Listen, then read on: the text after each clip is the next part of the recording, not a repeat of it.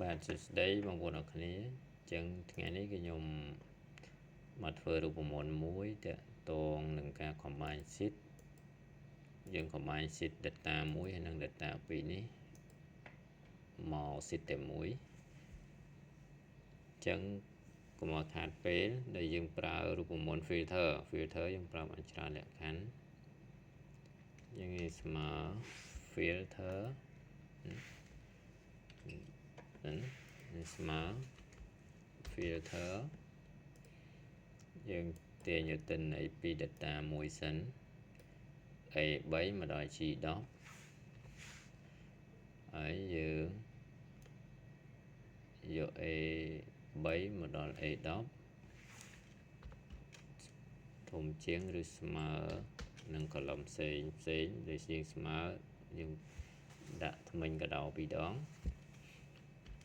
ចឹងយើងបាន data 1ណាយើងបាន data 1ឥឡូវគឺយើងចង់បាន data 2យកមកបញ្ចូលគ្នាតែយើងធ្វើម៉េចយើងប្រើសញ្ញាចុច2ប៉ុន្តែយើងប្រើចុច1 comma 1ណានៅកន្លែងចុច2ដូចគ្នានៅ key កន្លែងសញ្ញាចុច2ហ្នឹង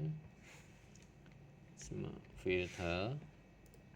data 2ណាពី G10 មកដល់ A3 ណា G10 មកដល់ A3 comma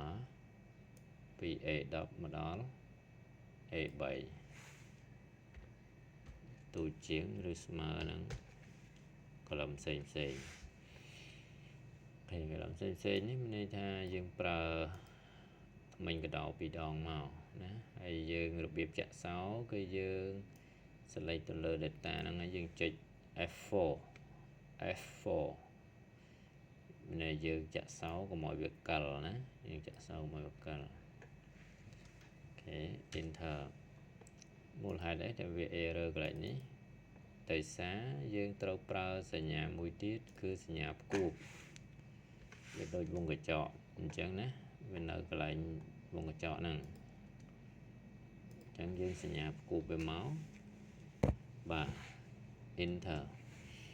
អញ្ចឹងយើងបាន data 1ហើយនិង data 2បញ្ចូលគ្នាហើយអញ្ចឹងបញ្ជាក់បន្តទៀតសម្រាប់ filter នេះរូបមន្ត filter នេះគឺយើងសម្រាប់គូប combine data 1និង data 2បញ្ចូលគ្នាអានេះយើងមានច្រើនជាងហ្នឹងក៏យើងគូបបានដែរណាគឺយើងធ្វើដូចគ្នាអញ្ចឹងមកបន្តមកអញ្ចឹងមកបើសិនជាមាន data 3 data 4 data 5ឲ្យយើងធ្វើដូចគ្នាអញ្ចឹងមកណាបាទអរគុណសម្រាប់ការទស្សនានៅវីដេអូនេះ